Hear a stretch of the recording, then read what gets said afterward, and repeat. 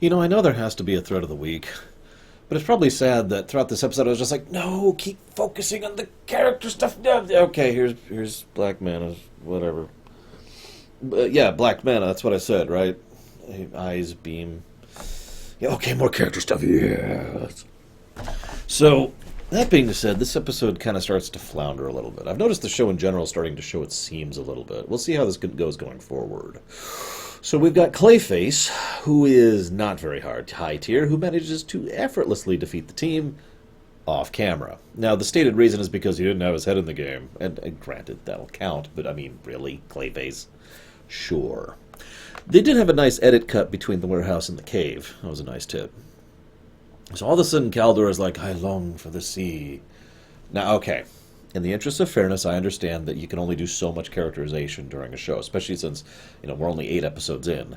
But it'd be nice if there had been like a little tiny bit, even just a few seconds here and there, in the previous episodes of Caldor, maybe looking at a photo of Tula, or, thinking about, looking longingly at the sea, like, just like a sigh, something like that. Anything. Instead, this just feels like it comes out of nowhere. Which, of course, leads to him going back to Atlantis. So we get to see Atlantis in this continuity. It's cool. I like it. I'm with it. A little less militarized than I was expecting, since Atlantis is usually, at least in most of the times I see it, it's a fairly militarized state, but whatever. And, of course, we see Titus is in Atlantis. I can't help but laugh at that.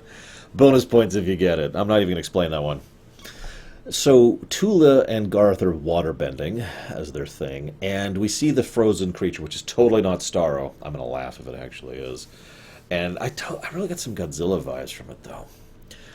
I'm going to just kind of keep discussing that, because, again, threat of the week, explosives, I have this note here where, what's her name? The Queen started fighting back against the Mantis soldiers, and I keep saying Mantis, the Manta soldiers.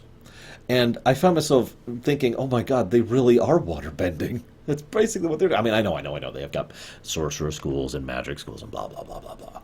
I also found it interesting how Garth is clearly a better mage than Caldor, but a worse combatant, which makes a lot of sense to me, actually. After all, the title of Aqualad is a title that was gifted to someone who earned it, and that person has since gained a lot of experience. So yeah, it kind of fits overall. I noticed Caldor and Mantis have the same voice actors. Now, I haven't really commented too much on the voice acting. It's actually been pretty good, for the most part. I did a little looking into the behind-the-scenes while this episode was playing for some of the more boring parts, a.k.a. the battle with Black Mana. But I noticed that one of the things that they commented on was the fact that they used extreme efforts multiple times to try and stretch the budget of the show as far as they could. Which makes sense. They have a huge variety of voice actors on this. And in fact, I've noticed that many voice actors voice 3 or 5 or 8 or 12 different characters, which makes sense given the limitations of the show. I'm not making fun of that. I just think it's interesting. It's also interesting to me because apparently there were issues, and I've never been able to fully confirm this, so this is something I've known about for a while. There were issues with the show coming out at all here in the States. I mean, this is a show from, like, this is a show from, like, 6 years ago at this point. And then there was, like, a 3-year gap of, and no one was really sure what was going on. Apparently it had to do with the toy sales not really lining up or something.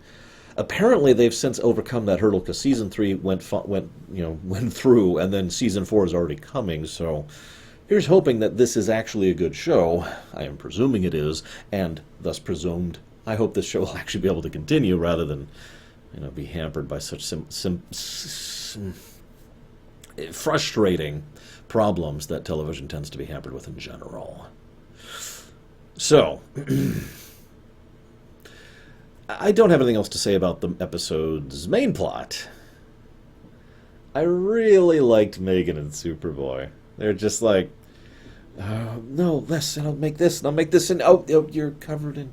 Oh, you're so dreamy. And they're just chopping the onion, and he's just sitting there like... And I love Red Tornado walks in. And then walks out. And so, that's their first character building moment. And then we see a bit with Grace, Robin, who is pushing himself really, really hard. And he is you can tell how much it's bothering him. And then, Mr. Bruce would like to see you. Yeah, okay, whatever, it goes out. And Bruce tosses a basketball at him. I grinned so hard. I was just, yes, oh God, that's so awesome. That's so great. One of the things I've noticed, granted we're only 8 episodes in, but Bats has very quickly taken on the father role for the entire team, the team father, basically. And it's interesting how seamlessly and naturally he slides into that role. On the one hand, I could see people saying that Bats would be a terrible father. After all, he'd be extremely demanding and paranoid and frankly insane. But on the other hand, Bruce is a guy. By that I mean he is a person more than anything else. At his core heart, it is his empathy that really defines who and what he is. The DCAU understood this very well. And I'm not going to spoil, but I mean, those of you who've seen the DCAU, you know what I'm talking about. And that empathy, combined with the fact that he knows what it's like to be without, means he has an even stronger desire to make sure that others don't have to go through what he went through. I don't know what there's a proper term for that. I want to make sure you have better than I had. I want to make sure you have what I didn't. That thing.